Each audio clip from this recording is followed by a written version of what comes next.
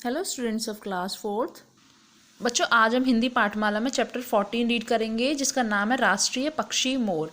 तो जैसा आप सब लोग जानते हैं कि हमारा राष्ट्रीय पक्षी मोर होता है, तो इस चैप्टर में उनके बारे में पढ़ेंगे।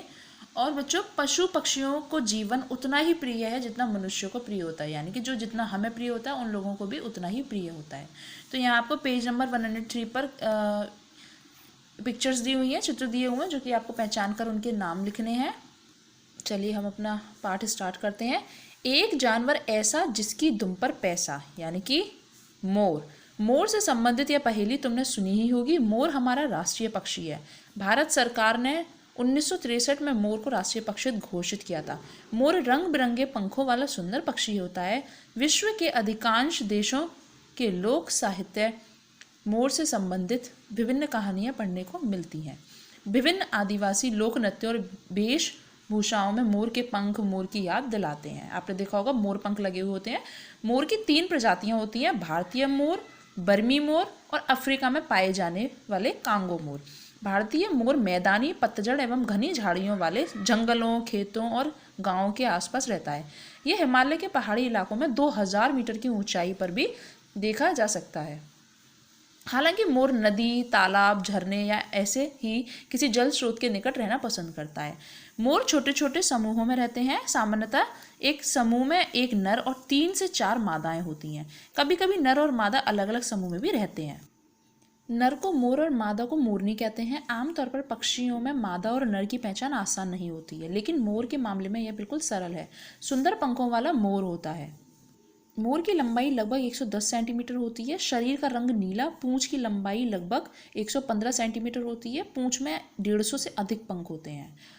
पंखों वाले नीले, हरे और सुनहरे रंग के आँखों के आकार के गोले होते हैं। इन आकारों को ही पहेली में पैसा कहा गया है। ओके, समझ में आया आपको? यानी कि जो मोर के पंख पर इस टाइप से आपने देखे होंगे, गोल गोल जो होते हैं उनको, गोले जो होते हैं उनको ही पैसा कहा जाता है।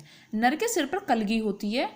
इसकी गर्दन और छाती गहरे चमकीले रंग की होती है। पूंछ के पंखों के अलावा उड़ने में सहायता करने वाले पंख अलग से होते हैं। पूंछ के ये सुंदर पंख स्वाभाविक रूप से अपने आप गिरते रहते हैं। मोरनी का आकार मोर से छोटा होता है। इसकी लंबाई लगभग 85 सेंटीमीटर तक होती है। गले और छाती का रंग हल्का भूरा होता है। मोरनी की कलगी एवं दुम्बी छोटी होती है। इसके गले के निचले भाग में हरे रंग की एक धारी होती है। यह धारी ही एक तरह से मोरनी की पहचान है। मोरनी अंडे देने के लिए किसी झाड़ी के भीतर छोटी सी जमीन खोदकर सूखी पत्तियों, टहनियों आदि से घोंसला बनाती है। घने जंगलों में रहने वाले मोर वृक्षों की शाखाओं पर घोंसला बनाते हैं। मोरनी एक बार में 4 से 5 अंडे देती है। अंडों पर बैठकर अपने शरीर की गर्मी से उन्हें सेती है। लगभग 1 माह में अंडों से बच्चे निकल आते हैं। मोर सब कुछ खाता है। विभिन्न प्रकार के बीज, अनाज, फल फूल के अलावा ये चूहे, छिपकली, कीड़े मकोड़े बड़े स्वाद से खाता है। मोर की पीकू पीकू की आवाज़ और उसका सुंदर नृत्य सबसे बड़ा आकर्षण है। सामान्यतः मोर मोरनी को आकर्षित करने के लिए नृत्य करता है। नृत्य के सभी समय कभी पंखों को हिलाता है तो कभी पूरे शरीर को हिलाकर पंखों को एक तरह से खड़खड़ाता है। दिन के समय इसे वृक्षों पर बैठे हुए देखा जा सकता है।